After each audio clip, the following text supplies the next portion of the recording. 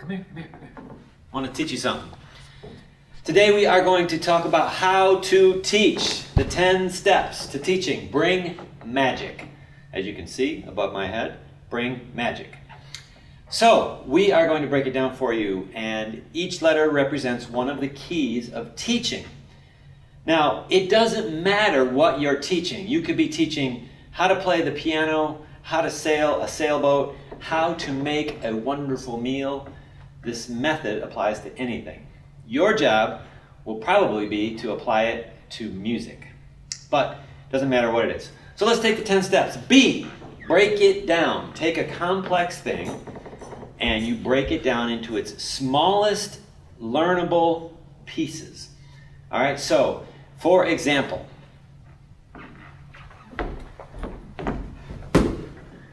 if I said, how do you shoot a basketball? You would say, well, you just, look at the hoop and shoot.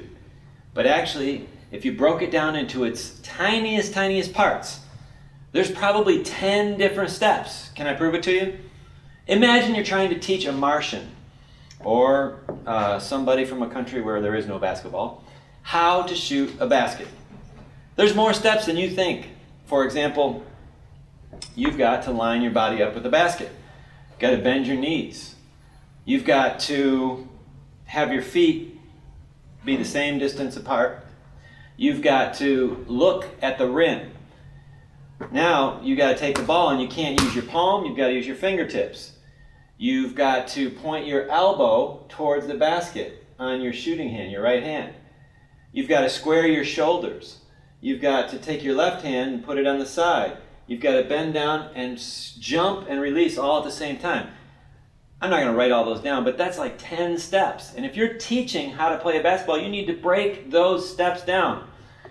Let's say that you're teaching how to tie a knot, right? This is called a reef knot. And it's a really important knot that you use in sailing. Now, it looks, when you're done, like 2 loops that grab each other. But if you're going to break it down, you start by saying, take the rope and put it around your head, step 1. Take each end in your hand, step 2. Take your right hand and place it over your left hand, step 3. Step 4, go underneath with your right. Step 5, now take your left and go over your right. Step whatever we're at. Bring it under, step whatever we're at, pull. Part of bringing magic is learning the tiniest steps. Come here to the keyboard.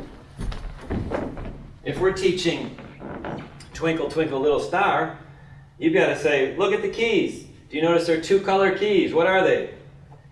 Black and white. Do you notice that the black keys are in different groups? What are they? Groups of 3, groups of 2. All right, look at the white key before the group of 2. It's called a C. And you could begin to break those tasks into their smallest parts.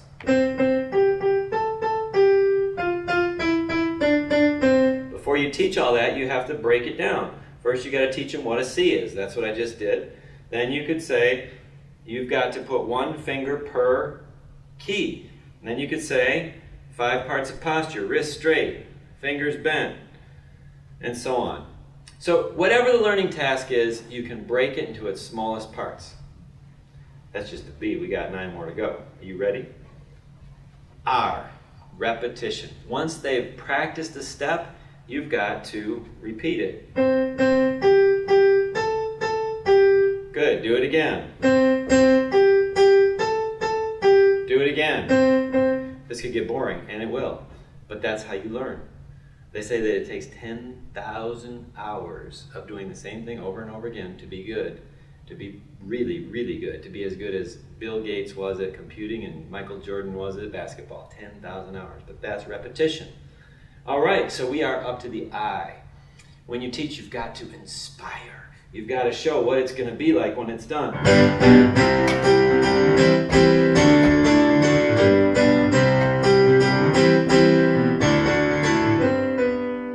So you've got to give them a vision of what the end result is so that your students will be like, yes, I want to learn that. You are the inspiration. Okay, so be energetic, be full of life, be giving out more than you think you need to be giving out. Okay, we are up to N. N is in a room full of kids, nobody gets left out. You're not just teaching to the funnest kid. You're not just teaching to that one kid who's bright-eyed and says, I want to do this. You're teaching to all the kids, and if you notice one of the kids is not getting it, you've got to find a way to bring them in. Okay, so don't leave anyone out of the learning process. All right, we're moving along. We're at G. G is gradually add another step. Gradually add another piece. So if you've got the B, breaking the learning process down so that you take a rope and put it around your neck. Then the next thing is take the right, take an end in each hand. You're going to gradually add one step at a time. Don't try to say, okay, do this. Ta-da, it's done. Now your turn. No, you've got to add one baby step at a time so you don't overwhelm them. That's the G. What are we up to? M. M. This is really important at New City. Make it fun. I will give you 10 million points if you can get all the way to step 3 on the reef knot. Or if you're trying to teach something, speak with energy, have a prize, make a poster on the wall with designs on it. Make the class fun. Don't sit there and go, well, today class we are going to learn about how to play the saxophone. This is a very important instrument in the history of music. No, you want to make it fun. You are the fun. All right, we're up to A. This A is achievable. Stop. That is not right. The A is actually attack the trouble spot. But am I going to go back to the beginning of this video and go through the 6 steps that I got perfect just so I can get to the 7th step, which I messed up, A?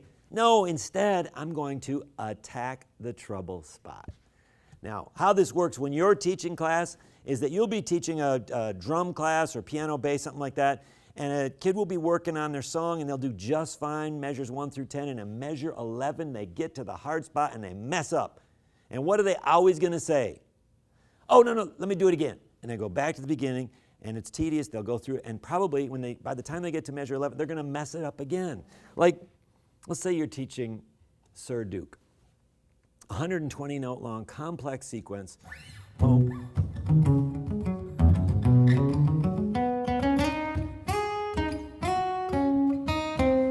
Ooh, and they hit a sour note at note 74.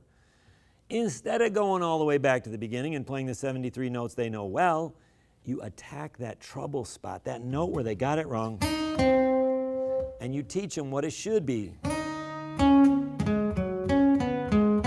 You might need to break it down a little bit. And then you make them repeat it. You speed it up until it's perfect. And then you drop that baby, bam, right back into the beginning.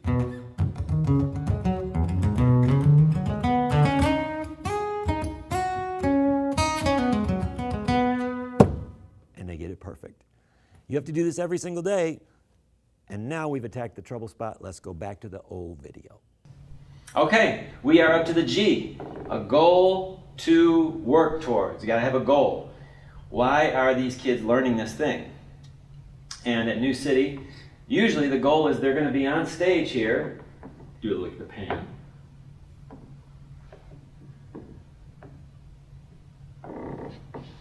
They're going to be on stage here teaching or leading or singing in front of their parents or in front of their peers, and they're going to be doing something fun right here in 2 months' time or in 6 weeks' time. So you got to have a goal that you're inspiring your students to work towards as you're a teacher. All right, we are up to the I, the next I. This is the second I, and this is a really important one, incentives.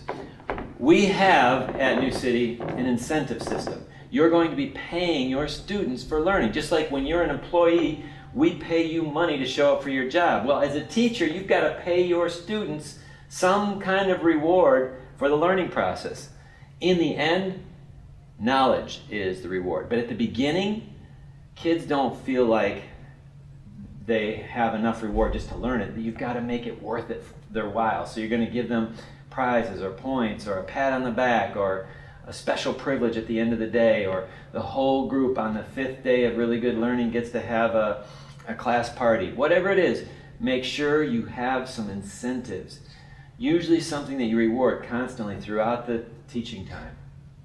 And then the big one, C. I don't know if that looks right. C.